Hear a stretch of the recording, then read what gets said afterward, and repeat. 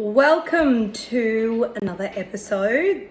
If you hear some cockatoos squawking in the background, I can't do anything about it. They're driving me bonkers. I don't know what's going on, if it's their breeding season or something, but so annoying, and they just destroy everything.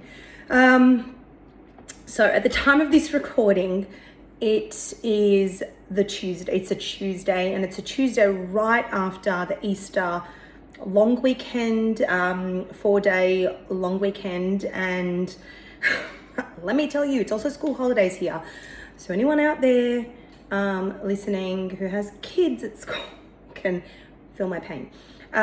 So it was Easter, which means lots of food, lots of eating, lots of festivities. And if you are listening to this and you do not celebrate Easter, it doesn't matter, because I feel like this episode is definitely going to be of value to anyone that celebrates, can you hear them? Celebrates any festive season, whether it's religious, whether it's just having some sort of family or friend get together. I feel like there are going to be some gems in this episode. So last week, last week was week 1 of school holidays, and this is week 2. Last week, so the week prior to school holidays, I did meal plan for last week because obviously, you know, we all need to eat. But last week I didn't meal prep or meal plan for this week. I know, shock horror, right? And the reason why I did go shopping because obviously I was bringing something to Mum's house. We had Easter at Mum's, and I kind of knew the menu, and I just bought what I needed.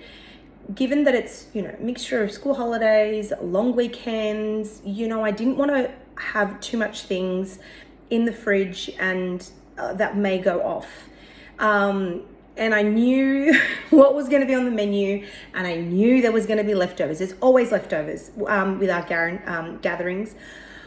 Look, this might not be something that happens to a lot of people. I don't know if it's just maybe our ethnicity, but we definitely have, we do cater for more. And some people might think that that's weird or a waste or anything like stuff like that. But it's just our way and our culture of being like hospitable. I don't know about you guys, but have you ever been to somewhere where you feel like there's not enough food on the table and there's some beefy blokes, or just, I'm a big eater too.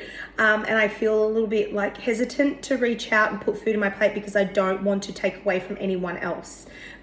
We don't like people to feel that way. And so, yes. And you know what it is as well? I always thought, I'm like, why is it? Because Mum was like, I just eat 1 kilo of this. And I'm like, it's not the quantity of one dish. Like, okay, fair enough. You know, you could have a 3 kilo leg of lamb, but that's great if there's 6 or 8 of you, and then there's a salad and maybe 1 or 2 sides. The issue, and it's not an issue because I love it, I think the thing that we do is that we have such a variety that even though you're only making half a kilo or 1 kilo or 1.5 of this or that, it's that plus this, plus this, plus that. So it just, there's always more. However, I love giving people a doggy bag. And I know, like, I knew that I was going to get a really good barbecue foil tray full of leftover barbecue meat. So we had leftover barbecue meat. I don't know about you guys, but I feel like when I eat barbecue meat, I can't reheat it as it is, like, meaning I just can't reheat it and eat it for 2-3 days afterwards. I'm like all meat out, like I just can't. So usually we do like a vegetarian or a pescatarian dish the day after, but of course, like, we had fish on Good Friday as well. So I didn't meal plan, but I did have, so obviously I've got stuff in my fridge, my freezer, you know, like carrots, celery, herbs, all that kind of jazz.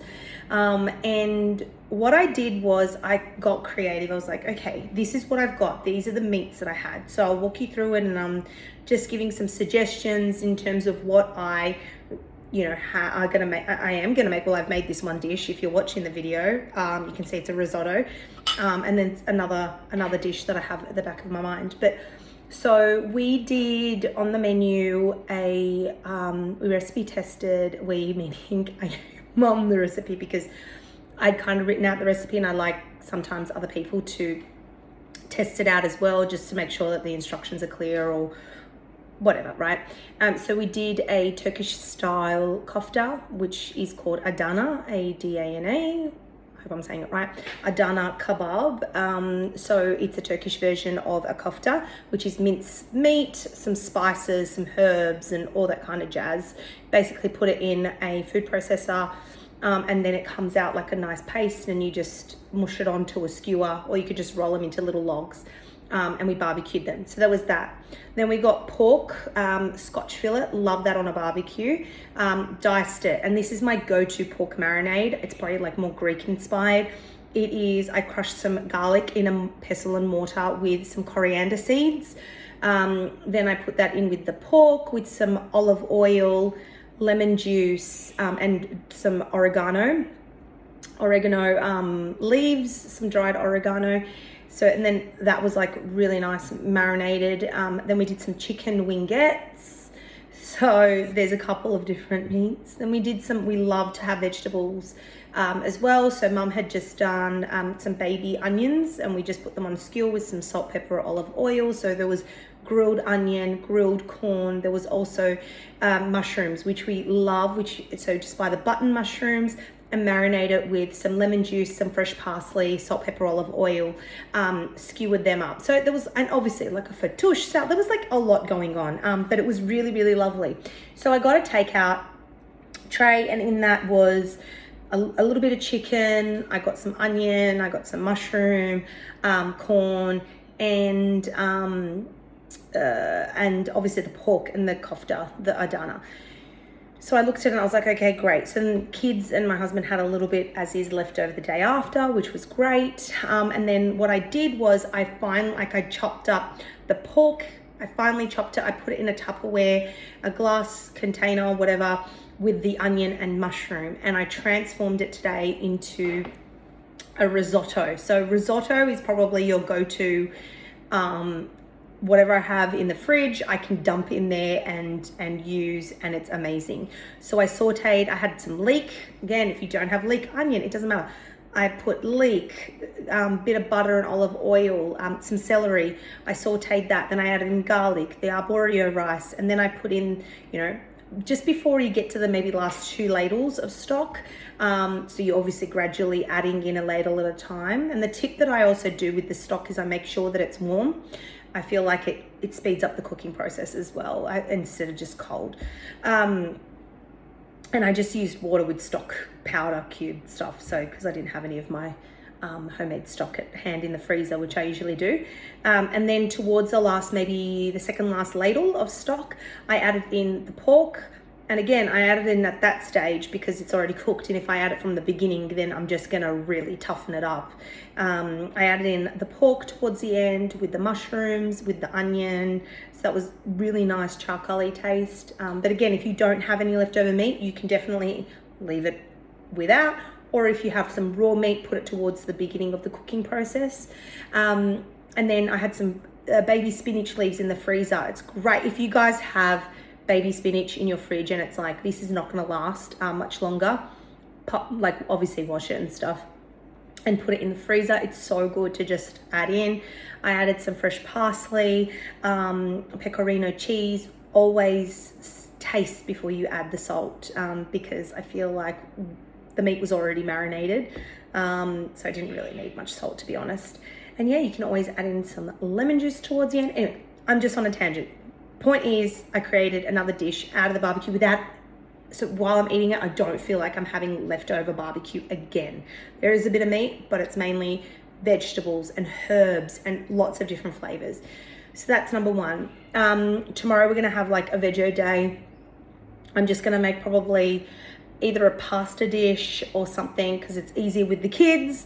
I have some spaghetti in the pantry, or penne, and I have my one tray baked tomato sauce. If you guys want the recipe, it's over on Instagram. I'm pretty sure I'm gonna upload it to the website as well, but essentially I just make I bake a tray with tomatoes and garlic and onion and some herbs, fresh herbs, and I blitz it after it's cooked, and that's my own sauce. literally all you have to do. Then I portion it out, freeze it, and all you have to do is defrost it. You can add meat or not, or keep it vegetarian.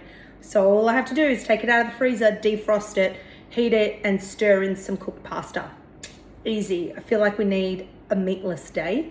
And then the day after, I'm gonna have the kofta, the Adana kebab, and I'm gonna recipe develop that into kebab rolls, homemade kebab rolls. You could definitely, you could have them bunless with lettuce. You could put it in pita bread. I always feel like I always have like a loaf of either Lebanese bread or pita bread in the freezer, just on standby, because times like this when I have leftovers, that's something really handy to have that you can just whip out, defrost and stuff with something else that I have. So I'll probably wrap it up either with some store-bought garlic dip. I love, what's that brand? I can't even remember the brand name, but anyway, I share it on social media all the time.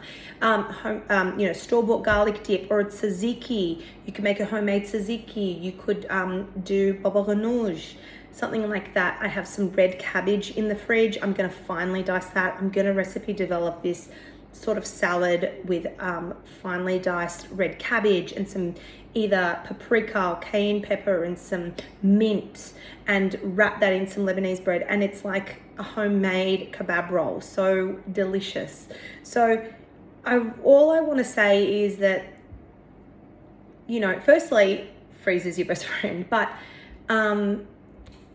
sometimes around these periods, I know that the food can seem like a waste or there's too much of it. But I think that if we can just be a little bit more wiser and think, okay, what can I do with this? How can I repurpose it? What can I create with this using what I have in the fridge, the freezer, the pantry, whatever, and recreate it into another meal without it feeling like the same thing over and over again for the whole week.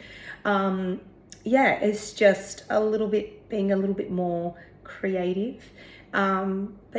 Anyway, I thought I would just jump on and do a little podcast about that. I'm big on repurposing. I'm big on creating bases,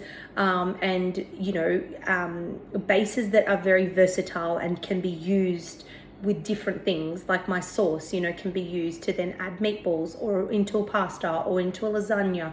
Heck, you could even transform it into a soup.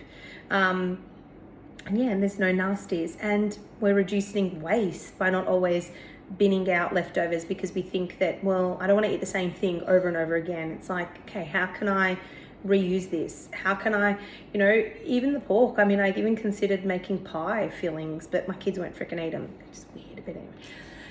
So that's about it. Hopefully it's inspired you to look into your fridge and freezer and just use what you have. The thing with the freezer, I think that sometimes we forget what's in there as well, and it can be at risk of getting freezer burn if it's in there for too long. So, in this time where we're in school holidays and I'm sometimes going out to eat a little bit more or socializing,